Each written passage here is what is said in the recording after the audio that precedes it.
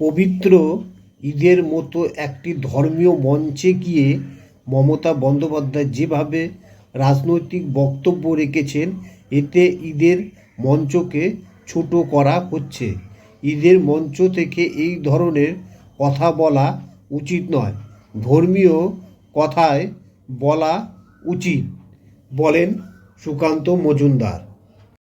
কলকাতার রেড রোডে ঈদের নামাজের মঞ্চে রাজনৈতিক বক্তব্য রাখায় মুখ্যমন্ত্রী মমতা বন্দ্যোপাধ্যায়কে একযোগে আক্রমণ করল বাম ও বিজেপি। বৃহস্পতিবার মমতা বন্দ্যোপাধ্যায় ওই বক্তব্যের সমালোচনা করে রাজ্যে বিজেপি সভাপতি সুকান্ত মজুমদার ও রাজ্যসভার বাম সাংসদ বিকাশ রঞ্জন ভট্টাচার্য এমনকি নৈতিকতার বোধ থাকলে মমতা বন্দ্যোপাধ্যায় পদত্যাগ করা উচিত বলে মন্তব্য করেন বিকাশবাবু। এদিন মমতাকে আক্রমণ করে সুকান্ত মজুমদার বলেন, ঈদের মতো একটি ধর্মীয় মঞ্চে গিয়ে মমতা বন্দ্যোপাধ্যায় যেভাবে রাজনৈতিক বক্তব্য রাখছেন, এতে ঈদের মঞ্চকে ছোট করা হচ্ছে। ঈদের মঞ্চে থেকে এই ধরনের কথা বলা উচিত নয়, ধর্মীয় কথায় বলা উচিত, শান্তি সৌহার্দ্যের কথা বলা উচিত। শয়নের স্বপনে মুখ্যমন্ত্রী যে সব সময় ইডি সিবিআই দেখেছেন, কেন্দ্রীয় এজেন্সি দেখেছেন, তার মানে হচ্ছে মমতা বন্দ্যোপাধ্যায় ভয় পাচ্ছে। ওনার কাছে কেউ হয়তো কেন্দ্রীয় এজেন্সি হাতে পড়তে পারে, ওই ভয় ভালো। চোরেরা যদি ভয় পায় সেটা ভালো জিনিস। মমতাকে আক্রমণ করেন বিকাশ রঞ্জন বাবুও। তিনি বলেন, মমতা বন্দ্যোপাধ্যায় দেশের যুক্তরাষ্ট্রীয় কাঠামোটাকে নষ্ট করতে চলেছে।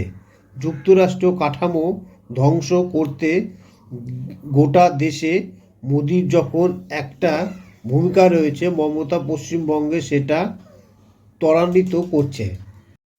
মোদির হাতকে শক্ত করছেন প্রত্যেকটা কেন্দ্রীয় সংস্থা।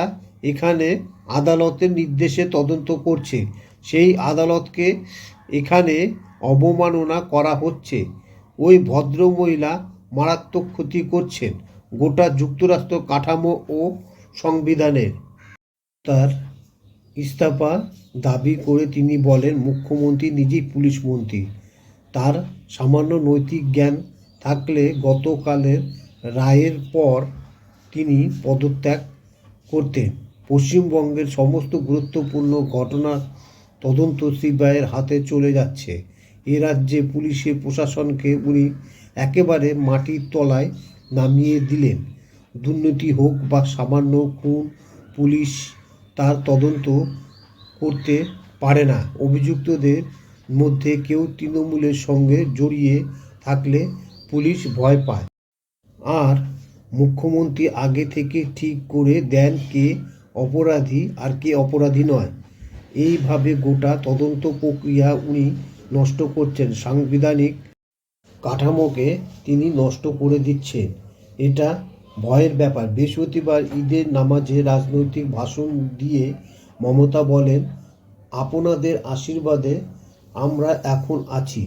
যদিও এখানে বলা উচিত নয়, কিন্তু ইলেকশনের সময় মনে রাখবেন, ফাইট আমাদের বিজেপির সাথে।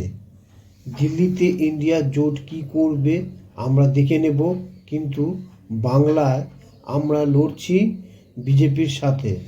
একটা কোনো ভোট যেন অন্য তৃণমূল কংগ্রেস ছাড়া কোনো দল না যায়। দিদি, আপনি পবিত্র ঈদের জন্য ওখানে যাননি, গিয়েছেন ভোটের জন্য। আপনি ভোট প্রচারের জন্য গিয়েছেন। মুসলমান ভোট ছাড়া আপনি হচ্ছে সম্পূর্ণ জিরো। ওরা যদি একবার ঘুরে যায় তাহলে পরে আপনার পরাজয় নিশ্চিত, এটা আপনি ভালো করেই জানেন। সেই জন্য ভোট প্রচারে গিয়েছেন। পবিত্র ঈদে আপনি সমস্ত কিছু ধর্মীয় কথা না বলে ভোটের প্রচারের কথা আপনি ওখানে বলেছেন। মানুষ ঠিক করে নিয়েছে ভোট কাকে দিবে সে তার নিজের ব্যাপার। সে ঠিক করে নিয়েছে এবারের 2024 ইলেকশন কাকে ভোট দেবে। খবরটি যদি ভালো লেগে থাকে তাহলে পরে চ্যানেলটিকে অবশ্যই সাবস্ক্রাইব করুন। Thank you.